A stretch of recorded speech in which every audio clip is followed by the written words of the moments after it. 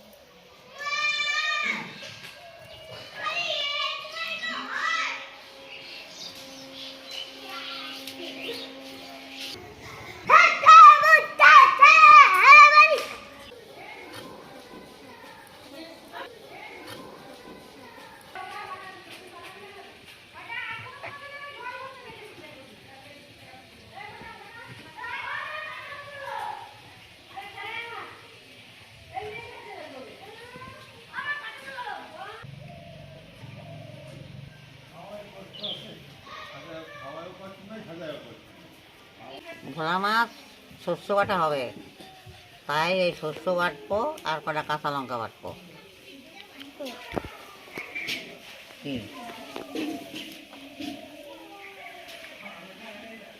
কেনা দিল? ও নড়ছি, ঠিক আছে। এই যে দুটো শস্য বাটবো আর দুটো কাঁচা লঙ্কা একসঙ্গে বেটে নেব। আর এই 5-6টা কাঁচা লঙ্কা, বিশাল ঝাল এই লঙ্কায় বেশি দেওয়া যাবে না। আর দিয়ে দেবো একটু লবণ, শস্যগুলো বাটা হবে ভালো।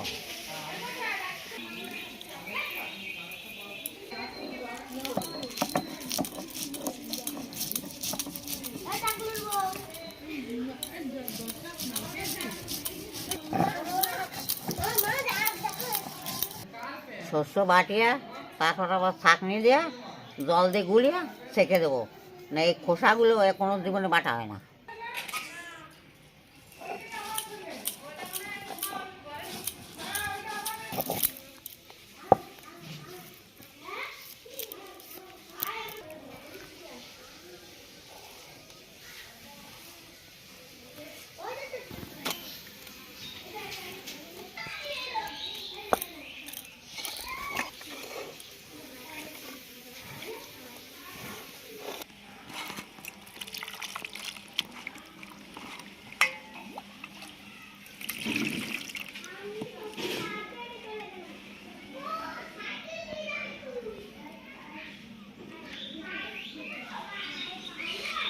আমি শস্য গোলায় রাখলাম, মাছ ভাজা করি, তারপর এই শস্য ছাঁকনি দিয়ে সেঁকে দেবো। আমি গোলা মাছ ভাজার জন্যই নিয়মটা ধরে নেব।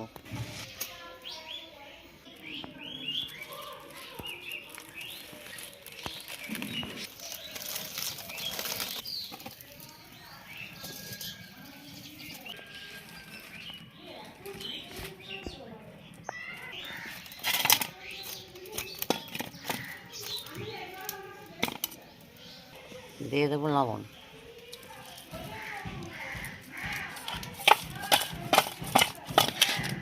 আর দিয়ে দেবো হলুদ।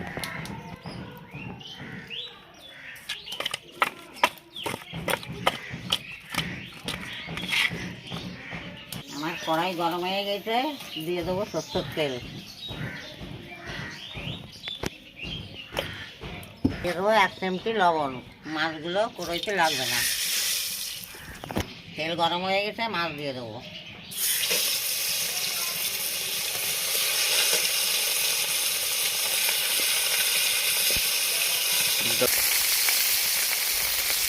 ভোলা মাছের ঝাল করতে হয়, আর ভোলা মাছের শস্য বাটা। এই ছাড়া আর ভোলা মাছ আর কিছু দিয়ে এরকম স্বাদ লাগবে না।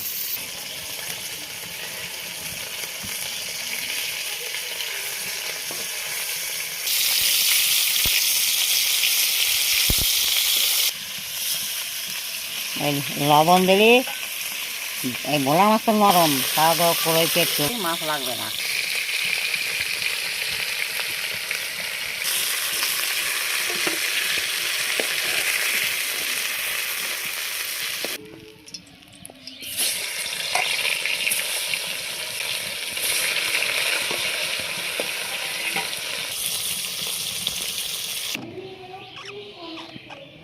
শস্য জলটা আমি এখন পাকিয়ে নেব।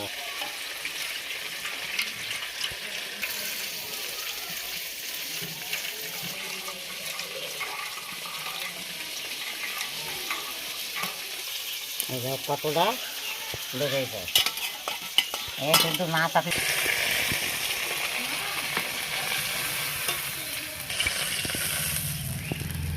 দেখো কি সুন্দর ভাজা হয়েছে।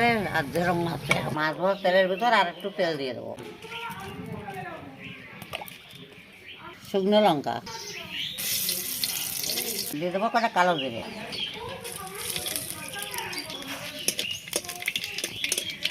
এবার দিয়ে দেবো শস্য ঝোল।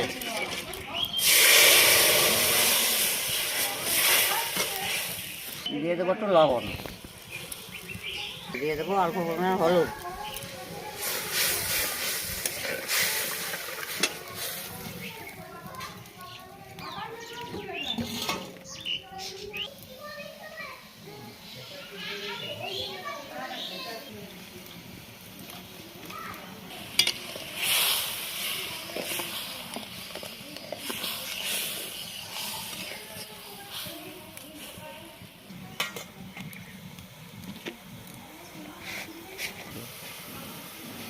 আর ঝোলে ডাল হয়ে গেছে, এখন দিয়ে দেবো ভোলা মাছ।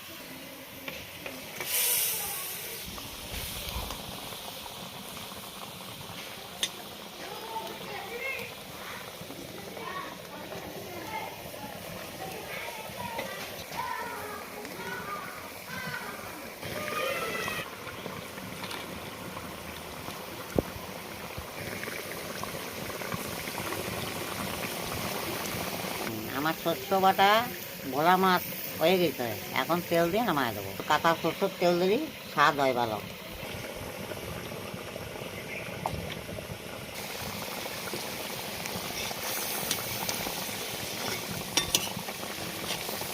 নামায় তোমার দাদুকে গরম গরম খেতে দেবো।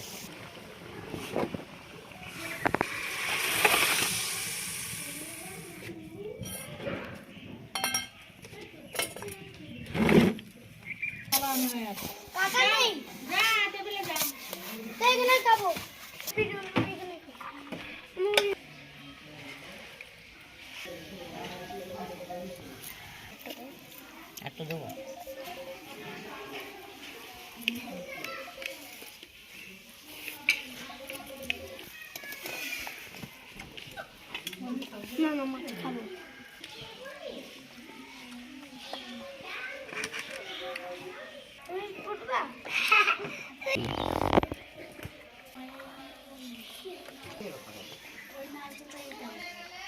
ভোলা মাছের শস্য বাটা দারুণ হয়েছে খেতে। দাদা ভাই, দিদি ভাই, তোমরাও এরকম ভোলা মাছ শস্য বাটা দিয়ে রান্না করে খাবে, দেখবে খুব স্বাদ। দাদা ভাই, দিদি ভাই, তোমরা এরকম ভোলা মাছ দিয়ে সর্ষে বাটা দিয়ে কাঁচা লঙ্কা দিয়ে এই ঠান্ডার সময় রান্না করে খাবে, দেখবে যে কী মজা। আর দেখা হবে পরের ভিডিওতে। টাটা। টাটা। আমার